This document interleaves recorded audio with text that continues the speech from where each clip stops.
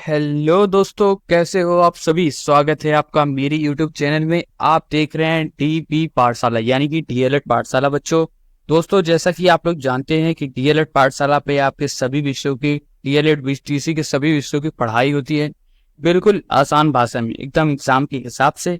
चाहे आप हिंदी मीडियम के हो या फिर इंग्लिश मीडियम के, उससे फर्क नहीं पड़ता बच्चों, क्योंकि हम आपको पढ़ाते हैं इंग्लिश और हिंदी दोनों ही भाषाओं में, ताकि आपको सब कुछ आसानी से समझ में आ सके। अगर आप ढूंढ रहे हो कि डीएलएड के सभी विषयों के सटीक, सरल और पूरी तरीके से नोट्स आधारित वीडियोस, तो बच्चों आप एकदम सही चैनल पे आ गए हो। चैनल को सब्सक्राइब कर लें, वीडियो को लाइक कर दें, ठीक है, बेल आइकन दबा दें और हमारा टेलीग्राम चैनल नोट्स के लिए हम लोग ज्वाइन कर लें, ठीक है। हम पढ़ाने वाले आपको सामाजिक विज्ञान, थर्ड सेमेस्टर भी हम पढ़ाते हैं आपको, और फर्स्ट सेमेस्टर भी हम लोग पढ़ाते हैं फ्री, ठीक है। तो सामाजिक विज्ञान की आज क्लास 15 है। आइए हम लोग स्टार्ट करते हैं आज की क्लास। देखते हैं हमें आज क्या पढ़ना है, ठीक है। उससे पहले हम लोग रिवाइज कर लेंगे कि कल की क्लासेस में हमने क्या पढ़ा था, और उसके आगे हम लोग कंटिन्यू करेंगे, ठीक है बच्चों। चलो आ जाओ। कल हमने पढ़ा पेट्रोलियम क्या है, आपका ब्लैक गोल्ड है, ठीक, काला सोना। मुख्य उत्पादक आपका सऊदी अरब है, ठीक है। जल विद्युत साफ ऊर्जा होती है। प्रमुख देश उसका कौन सा है उत्पादन का, यूएसए और भारत, ठीक है। जल विद्युत टर्बाइन वाला। लो इस्पात, ठीक है, भारी उद्योग है यानी हैवी इंडस्ट्री है। और देश कौन सा आपका, अमेरिका और जापान में ज्यादा होता है। वस्त्र उद्योग यानी सूती, ऊनी, रेशमी, कृत्रिम वस्त्र, मॉडर्न जो वस्त्र होते हैं, ठीक है। कागज में, ठीक है, वस्त्र उद्योग में हमने ये देख लिया। कागज उद्योग में चीन में आविष्कार हुआ। उत्पादक आपका कनाडा और अमेरिका। संचार में भारत की जो डाक है यानी पोस्टल है सर्विस, वो सबसे ज्यादा है, सबसे बड़ी है। परिवहन में आपका जल, थल, वायु, 3 प्रकार के आपके परिवहन होते हैं, ठीक है बच्चों, समझ में आया। चलो अब आज की क्लास हम लोग स्टार्ट करते हैं। पढ़ते हैं हम लोग चैप्टर 10, ठीक है। आधा सिलेबस आप लोगों का खत्म हो गया है। 15th क्लास है ये। आराम से अपनी 25 या 22 या 25 क्लास में आराम से अपना खत्म हो जाएगा मेरे ख्याल से सिलेबस, ठीक है। तो बच्चों कंटिन्यू करते हैं हम लोग पढ़ना। हम लोग पढ़ने वाले हैं मनुष्य की आवश्यकताएं एवं प्राकृतिक संपदा का उपयोग, ठीक है। यानी आवश्यकताएं यानी नीड, ठीक है। तो आवश्यकताएं क्या होता है, अब किसी चीज की हमें नीड्स है, हमें आवश्यकता है, ठीक है, तो वो चीज हम खरीदते हैं, वो चीज हम पाने की कोशिश करते हैं, ठीक है, इच्छा करते हैं। तो वो सारी क्या है आपकी आवश्यकताएं। तो आवश्यकताएं वह इच्छा यानी डिजायर होती है जिसे पूरा करने के लिए हमारे पास साधन यानी रिसोर्सेस होते हैं, ठीक है। तो आवश्यकताएं क्या होती हैं, आवश्यकताएं वो होती हैं जो वो इच्छा होती है जिसे पाने की सारे साधन, रिसोर्सेस आपके पास होते हैं, और हम उन्हें पाने के लिए कुछ ना कुछ त्याग यानी सेक्रीफाइस करने के लिए तैयार होते हैं, ठीक है। अब जैसे पैसा हो गया, ठीक है, तो हमें पास पैसा है तो हम पैसा को त्यागते हैं, और हम उससे जो इच्छा है, जैसे हमें हमें एसी चाहिए या हमें टीवी चाहिए, मोबाइल चाहिए, तो ये सारी चीजें आवश्यकताएं के हिसाब से हम लोग कंप्लीट करते हैं अपने हिसाब से, ठीक है। तो आवश्यकताएं वह इच्छा यानी डिजायर होती है जिसे पूरा करने के लिए हमारे पास साधन यानी रिसोर्सेज होते हैं, और हम उन्हें पाने के लिए कुछ ना कुछ त्याग यानी सेक्रीफाइस करने को तैयार होते हैं, ठीक है बच्चों, समझ में आया। आवश्यकताएं की शर्त दिखती है यानी कंडीशंस फॉर ए नीड्स, क्या शर्त होती है आवश्यकताओं की। तो बच्चों किसी वस्तु को पाने की इच्छा होनी चाहिए, क्या होनी चाहिए, किसी वस्तु को पाने की इच्छा होनी चाहिए पहले तो। उस इच्छा को पूरा करने के लिए साधन होना चाहिए। अब इच्छा को पूरा करने के लिए साधन भी होना चाहिए, ठीक है, और उन साधन को खर्च करने की तैयारी होनी चाहिए। अब साधन यानी जैसे पैसा हो गया, अब पैसा है आपके पास तो उसको खर्च करना भी बनना पड़ेगा आपको, ठीक है। ऐसा नहीं है कि आप कंजूस बन गए, पैसा है लेकिन आप खर्च ही नहीं करना चाहते हैं। तो साधन को खर्च करने की तैयारी, रिसोर्सेस को खर्च करने की तैयारी होनी चाहिए। तो ये आपके 3 क्या थे, ये 3 आपकी आवश्यकता का शर्त था यानी कंडीशंस फॉर ए नीड। क्या क्या, किसी वस्तु को पाने की इच्छा होनी चाहिए, उस इच्छा को पूरा करने के लिए साधन होना चाहिए, और उन साधन को खर्च करने की तैयारी होनी चाहिए। समझो बच्चों, समझ में आया। चलो फिर आगे बढ़ते हैं। हम पढ़ते हैं अब आवश्यकता की विशेषताएं, यानी क्या विशेषता होती है, क्या फीचर्स होते हैं आवश्यकताएं के यानी नीड्स के, ठीक है। तो आवश्यकताएं अनंत होती है, यानी कभी खत्म ना होने वाली चीज है। अब जितनी ज्यादा आप आवश्यकता को, अपनी डिजायर को कंट्रोल करेंगे उतना अच्छा है, वरना वो कभी नहीं खत्म होती, ये कभी खत्म नहीं होती, ठीक है। ये एक समय पर एक ही आवश्यकता पूरी की जा सकती है, ठीक है, एक समय पर एक ही आवश्यकता पूरी हो सकती है। सभी आवश्यकताएं एक दूसरे से टकराती हैं, क्या होती है, कंप्लीट विथ ईच अदर। तो आवश्यकताएं जो होती है, एक आवश्यकताएं दूसरे आवश्यकता को टकराती है यानी कंप्लीट करती है आपस में, ठीक है।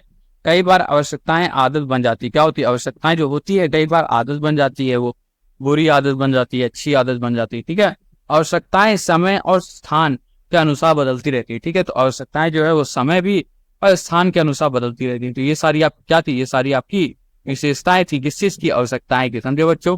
तो आवश्यकताएं आपकी अनंत होती है। एक समय पर एक ही आवश्यकताएं पूरी की जा सकती है। सभी आवश्यकताएं एक दूसरे से टकराती हैं। कई बार आवश्यकताएं आदत बन जाती है और आवश्यकताएं समय और स्थान के अनुसार बदलती रहती है। समझे बच्चों? समझ गए कि नहीं? समझ गए? तो हमारा टेलीग्राम चैनल DLED_पाठशाला को ज्वाइन कर लें बच्चों। हमारा इंस्टाग्राम ID TP.पाठशाला, उसको ज्वाइन कर लें, फॉलो कर लें।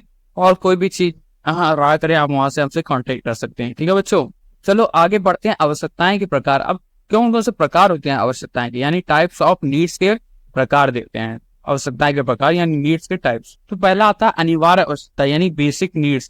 क्या होता है? बेसिक नीड्स यानी अनिवार्य आवश्यकताएं, जैसे खाना, पानी, हवा, कपड़े, शिक्षा, ये सब क्या है? आपके अनिवार्य आवश्यकताएं हैं बच्चों, यानी बेसिक नीड्स हैं। दूसरा आता है आराम संबंधी आवश्यकताएं। क्या? आराम संबंधी आवश्यकताएं यानी कंफर्ट नीड, जैसे पंखा, सोफा, आरामदायक जीवन। ठीक है, तो एक अनिवार्य आवश्यकता यानी आपको हर हाल में वो चीज चाहिए ही चाहिए। ठीक है, बिना उसके आपका काम गुजारा नहीं हो सकता। जैसे खाना हो गया, पानी हो गया, हवा हो गया, कपड़े हो गए, शिक्षा, ये मस्ट है, ये आप सभी को होना अनिवार्य कंपलसरी होता है। ठीक, बेसिक नीड से ही। आराम संबंधी आवश्यकताएं क्या होती है? Comfort need. अब जैसे पंखा है, सोफा है, AC है, ये सारी क्या चीज है? ये सारे आपके आराम कंफर्ट वाले हैं। ठीक है, अब लग्जरी आता है यानी विलासिता आवश्यकताएं यानी लग्जरी नीड्स, जैसे आपका शराब पीना, महंगी कार में बैठना, आलीशान बंगला हो गया, ये सारी क्या है? विलासिता आवश्यकताएं यानी लग्जरी नीड्स है। ठीक है, तो 3 प्रकार की आपकी नीड्स होती हैं। अनिवार्य आवश्यकताएं यानी बेसिक नीड्स, कंफर्ट नीड और लग्जरी नीड। समझ गया बच्चों? आगे बढ़ते हैं। अब हम पढ़ते हैं कि प्राकृतिक संसाधन यानी नेचुरल रिसोर्सेस क्या होता है। ठीक है, ये हम पिछली एक बार क्लासेस में पढ़ चुके हैं। एक बार फिर से हम लोग पढ़ते हैं कि प्राकृतिक संसाधन यानी नेचुरल रिसोर्सेस होता क्या है बच्चों। तो देखो, प्राकृतिक संसाधन वो चीज है जो हमें प्राकृतिक यानी नेचर से मिलती है। किससे मिलती है? नेचर से मिलती है। ठीक है, प्राकृतिक संसाधन हमें नेचर से मिलती है क्योंकि वो प्राकृतिक लिखा है। ठीक है, यानी नेचर से मिलती है, प्रकृति से, जिनका उपयोग हम अपनी जरूरत को पूरा करने के लिए करते हैं। क्या करते हैं? उसका उपयोग करते हैं हम अपनी जरूरत को पूरा करने के लिए। अब जैसे पेड़ हो गया, ठीक है, पानी हो गया, जल हो गया, वायु हो गया, इन सभी चीजों का हम उपयोग करते हैं अपना जरूरत को पूरा करने के लिए, घर बनाने के लिए। ठीक है, ठंडी ना लगने के लिए हम लकड़ी जलाते हैं। ठीक है, घर बनाने के लिए आप लकड़ी का यूज होता है। मिट्टी का आपका यूज होता है पेड़ पौधों में। ठीक है, घर में जैसे आपका जल हो गया, वायु हो गया, मिट्टी हो गया, पेड़ पौधे, खनिज, जीव जंतु आदि, ये सारे आपके क्या है? प्राकृतिक संसाधन है यानी नेचुरल रिसोर्सेज है बच्चों। समझ में आया? जब मनुष्य किसी प्राकृतिक वस्तु का उपयोग यानी यूजफुल बना ले तब वह संसाधन यानी रिसोर्सेज कहलाता है। ठीक है, तो प्रकृति, कोई भी प्राकृतिक वस्तु है अगर वो उपयोगी है, मनुष्य उसको उपयोग में ले आए, तो वो आपका क्या बन जाता है? वो आपका संसाधन बन जाता है यानी रिसोर्सेज कहलाता है। और वो प्राकृतिक है तो वो नेचुरल है, तो नेचुरल रिसोर्सेज अपने आप को हो गया प्राकृतिक संसाधन। समझे बच्चों? समझ गए कि नहीं?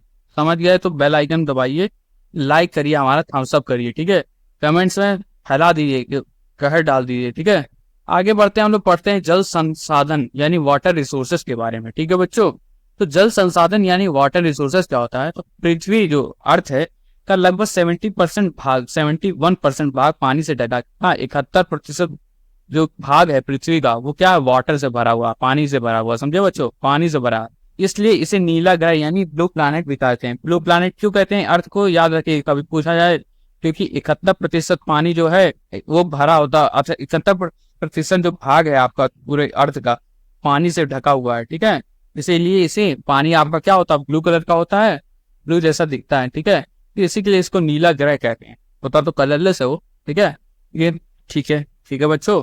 तो पानी जो होता है आपका पहले तो कलरलेस होता है, उसका कोई रंग नहीं होता। लेकिन अगर वो भारी मात्रा में आपके पास है कहीं पानी, जैसे आपका नदी हो गया, समुद्र हो गया, तो वो क्या होता है? वो जो आपका कलर वेवलेंथ होता है उसके वजह से वो रिफ्लेक्ट करता है और वो आपको ब्लू कलर दिखाई देता है। ठीक है, तो ब्लू को नीला ग्रह इसी के लिए कहा जाता है पृथ्वी को, क्योंकि 71% जो भाग है वो पानी से ढका हुआ है। समझे बच्चों? जल संसाधन।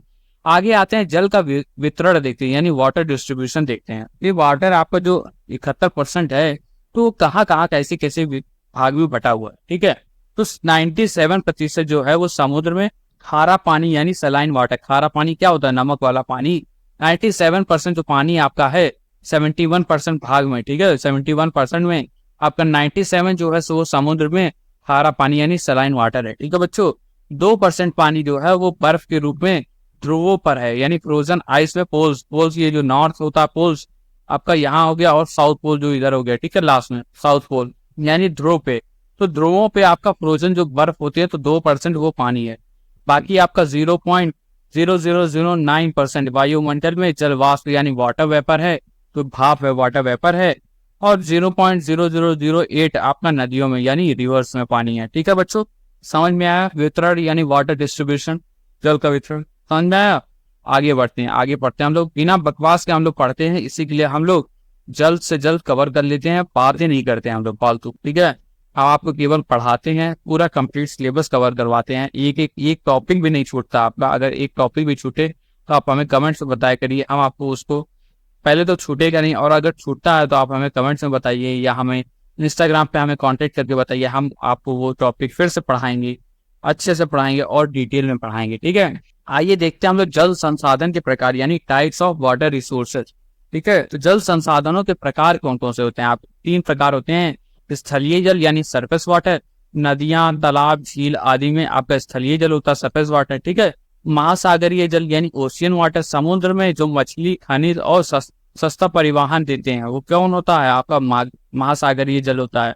तीसरा आता है भूमिगत यानी ग्राउंड वाटर, तीसरा क्या आता है भूमिगत यानी ग्राउंड वाटर, ग्राउंड वाटर। इसमें क्या होता है, कुएं हो गया, बोरिंग हो गया आदि से मिलने वाले पानी जो पीने और सिंचाई यानी ड्रिंकिंग एंड इरिगेशन के काम आते हैं, ठीक है। तो 3 किस्म के आपका होता है प्रकार वाटर रिसोर्सेज के। पहला होता है जलीय जल, स्थलीय जल यानी सरफेस वाटर, नदियां, तालाब, झील आपकी क्या है, सरफेस वाटर है। महासागरीय जल यानी ओशियन वाटर, आपका समुद्र जो मछली, खनिज और सस्ता परिवहन देती है। फिर आता है भूमिगत जल यानी ग्राउंड वाटर, जो कुएं, बोरिंग आदि में मिलने वाला पानी है जो सिंचाई और पीने में काम आता है, ठीक है बच्चों, समझे आया। आगे बढ़ते हैं, अब पढ़ते हैं जल की आर्थिक महत्व। क्या होता है जल की आर्थिक महत्व, क्या महत्व होता है जल का इकोनॉमिक के पर्सपेक्टिव में, आर्थिक के पर्सपेक्टिव में, ठीक है।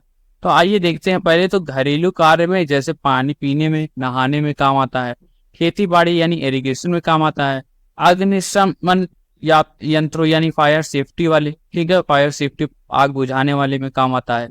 निर्माण कार्य में काम आता है, कंस्ट्रक्शन, घर बन रहा है, कुछ बन रहा है, ठीक है, तो कंस्ट्रक्शन में काम आता है आपका। मत्स्य पालन यानी मछली पालन में आपका काम आता है।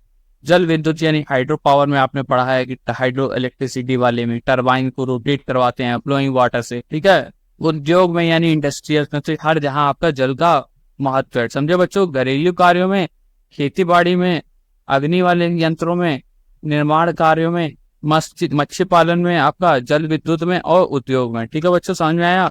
आगे बढ़ते हैं, हम पढ़ते हैं अब इतना इंपॉर्टेंट है जल, तो जल का संरक्षण भी करना चाहिए, उसको बचा करके भी रखना चाहिए जिससे आने वाली पीढ़ी के काम आ सके, ठीक है। तो बारिश के पानी को स्टोर करें, जल संरक्षण के क्या क्या उपाय है आपके। बारिश को पानी को स्टोर करें यानी रेन वाटर हार्वेस्टिंग जिसको कहते हैं, ठीक है। उसमें क्या होता है, उसमें हर अपने घर में हर जहाँ लगाए रहते हैं ऐसे पाइप, तो बारिश होती है तो पाइप से नीचे आकर के नीचे कहीं उसको गड्ढा बनाए रहते हैं जिसमें पानी स्टोर करना रहता है, और पाइप से गड्ढे में चला जाता है और वो पानी किसी ना किसी काम में आ जाता है, ठीक है आपके। तो वो आपका हो गया रेन वाटर हार्वेस्टिंग, ठीक है। फिर आता है रिसाइकल करके पानी को दोबारा उपयोग में लाएं, ठीक है, रिसाइकल करें यानी पानी को साफ करें और फिर दोबारा उसको उपयोग में ले आए।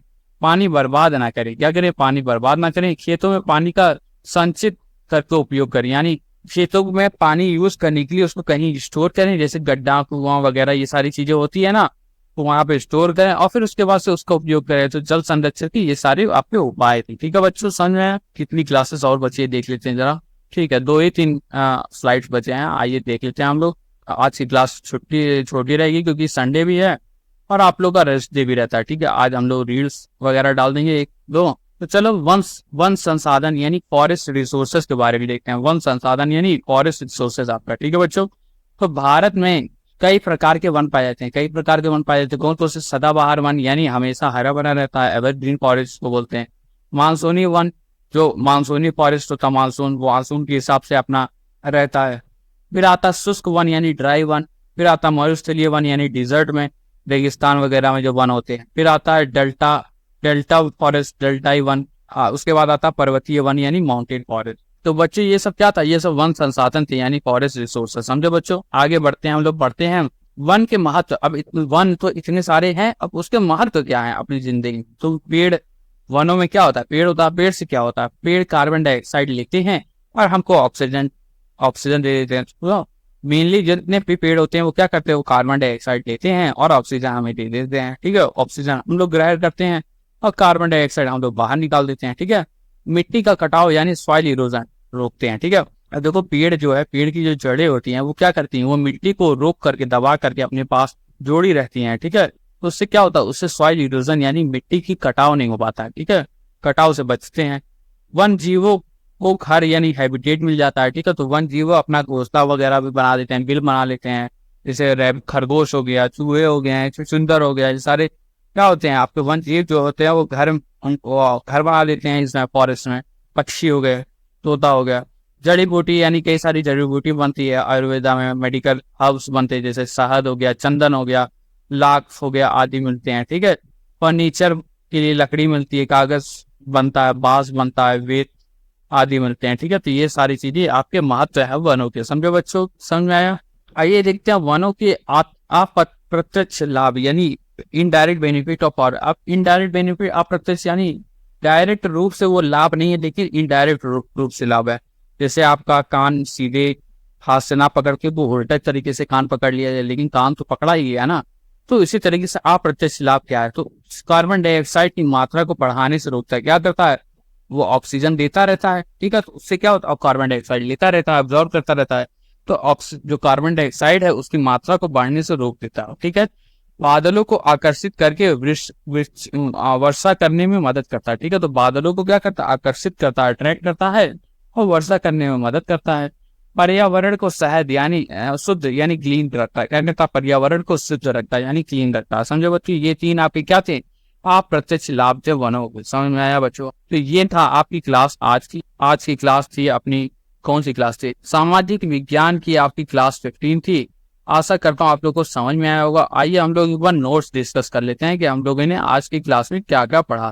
ठीक है, हमने पढ़ा आवश्यकताएं क्या होती हैं। तो इच्छा आपके पास है, आपके पास कोई इच्छा है, उसको खर्च करने के साधन है आपके पास और उसको त्याग करने की तैयारी है। ठीक है, इच्छा है, पैसा है, साधन है, रिसोर्सेज है और उसको त्याग करने की तैयारी है, रिसोर्सेज को, साधन को। आवश्यकताएं आपकी कभी खत्म नहीं होती है, आवश्यकताएं आपकी कभी खत्म नहीं होती है बच्चों। प्राकृतिक संसाधन प्रकृति का उपहार है। जल क्या है, आपका जीवन है और पृथ्वी का 71% भाग जल है। ठीक है, जल संरक्षण जरूरी है, सेव वाटर। वन क्या है, वन पर्यावरण का रक्षक है, जीवन का आधार है। समझे बच्चों, ये था आज की क्लास। आशा करता हूँ आप लोग को समझ में आया होगा। कल हम पढ़ेंगे वन को संरक्षण कैसे करें, सरकार द्वारा किए गए प्रयास वगैरह पढ़ेंगे। ठीक है, तो बच्चों कैसी रही आज की क्लास, आशा करता हूँ आप लोग को समझ में आया होगा, अच्छी लगी होगी। ठीक है, एक सेकेंड हम देखते हैं कि आपकी कितनी क्लासेस बची हुई है, कितना सिलेबस आप लोग का खत्म हो गया है। ठीक है, आप लोग हाँ 1 2 3 4 5 6 7 8, जी हाँ बच्चों 8 क्लासेस आपकी बची है। ठीक है, तो 15 आपकी क्लास हो गई है और 8 क्लास और बची है। ठीक है, यानी कि आपकी 23वीं क्लास जो होगी, 23rd क्लास। 23 क्लास में आपका सामाजिक विज्ञान कंप्लीट सिलेबस आपका हम लोग कवर कर लेंगे। ठीक है, रिवाइज करते रहिएगा। एग्जाम हो सकता है आपका कम से कम 3 महीने बाद तो स्टार्ट होगा, अभी इतनी जल्दी नहीं है। हम लोग 4 सब्जेक्ट आप लोगों को कंप्लीट कर लेंगे, 8 से 10 यानी 1.5 हफ्ते में आपका पूरा कंप्लीट हो जाएगा। ठीक है, सामाजिक विज्ञान। आशा करता हूँ वीडियोस आपको अच्छे लगते होंगे, समझ में आते होंगे। वीडियो को लाइक करें, चैनल को सब्सक्राइब करें, बेल आइकन दबा दें, हमारे टेलीग्राम चैनल को ज्वाइन कर लें DLED_पाठशाला, और हमारा इंस्टाग्राम ID TP.पाठशाला को भी फॉलो कर लें। वहाँ पे आप कोई भी सवाल हमसे पूछ सकते हैं और आपको तुरंत उसका रिस्पॉन्स दे देंगे। ठीक है बच्चों, चलो मिलते हैं नेक्स्ट वीडियो में, तब तक के लिए धन्यवाद आप सभी को। एंजॉय करिए संडे को।